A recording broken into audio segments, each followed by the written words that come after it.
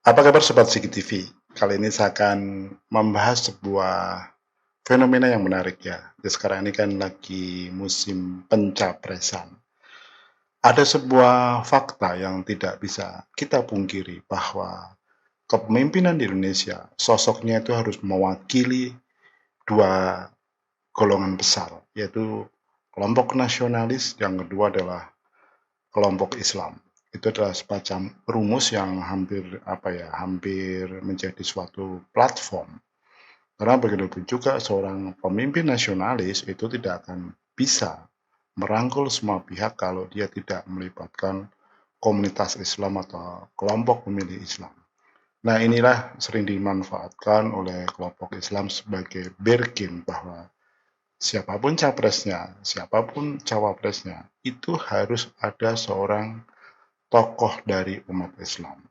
Ya, misalkan sekarang ini ada seorang cawapres, meskipun dia bukan berlatar belakang aktivis Islam atau tokoh Islam, tapi dia sudah menjadi bagian dari sebuah ormas besar Islam di Indonesia.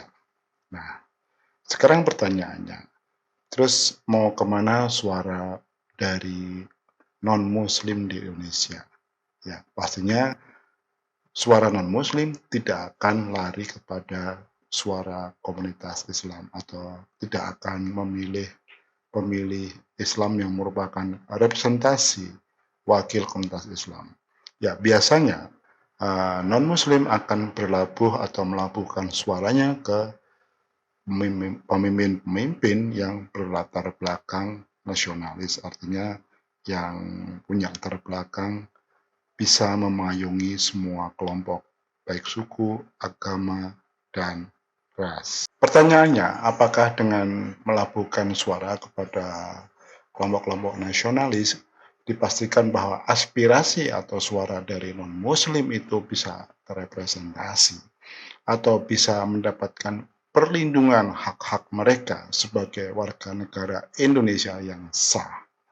Dalam banyak pengalaman ini ya, meskipun pemimpin Indonesia ini dipimpin oleh wakil dari kelompok nasionalis, ternyata memang belum sepenuhnya hak-hak non-Muslim itu mendapatkan perhatian yang cukup ya. Ya, tentunya kalau mendapatkan perhatian yang cukup, kayak peraturan yang memasung kebebasan untuk beribadah umat non-Muslim itu pasti sudah dicabut. Ya, ya kita ambil contoh adalah SKP 2 Menteri tentang pendirian rumah ibadah. Nah, yang menarik ya, di tahun politik ini, tadinya gereja-gereja yang sempat mangkrak perizinannya selama puluhan tahun tiba-tiba dikeluarkan. Kita ingat gereja Katolik yang di Bekasi, kemudian gereja Kristen Indonesia Yasmin yang ada di kota Bogor, dan akhirnya bisa terwujudlah cita-cita dari umat Katolik yang ada di Bekasi dan cita-cita umat Kristen Protestan yang ada di Bogor, mereka bisa punya rumah ibadah yang resmi dan sah.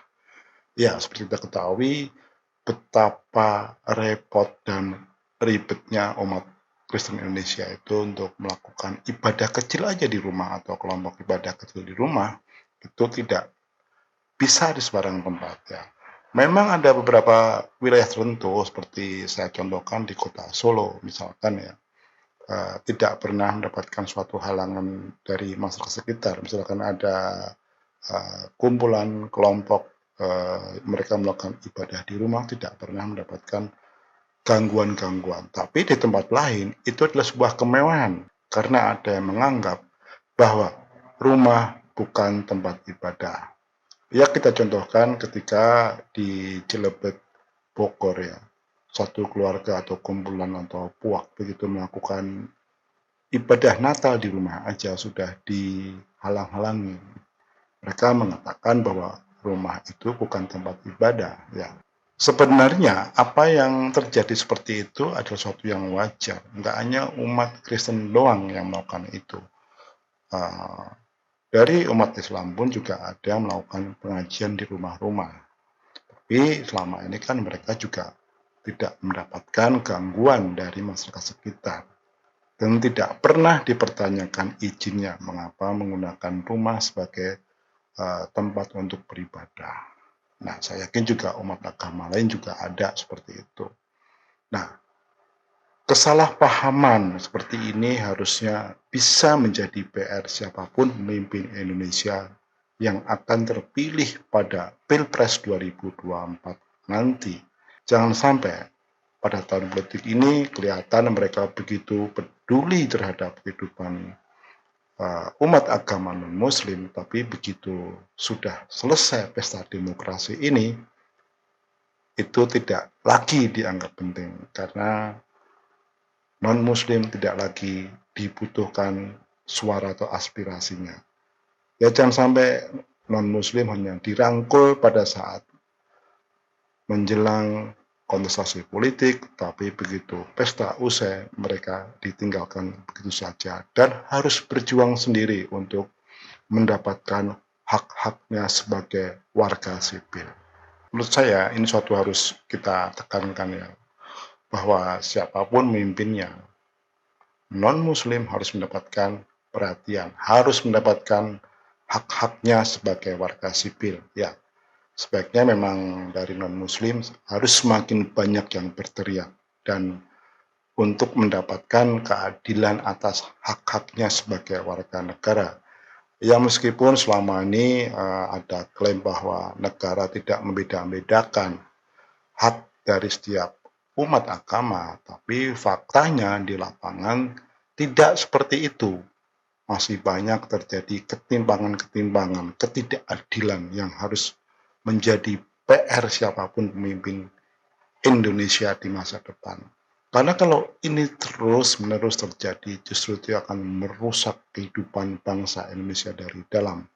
Cita-cita para pendiri bangsa ini untuk membangun kesejahteraan bagi semua umat atau semua warga negara Indonesia pasti akan terkendala dengan hal-hal seperti ini karena hal seperti ini akan menjadi sebuah kontradiksi yang tidak akan pernah habis.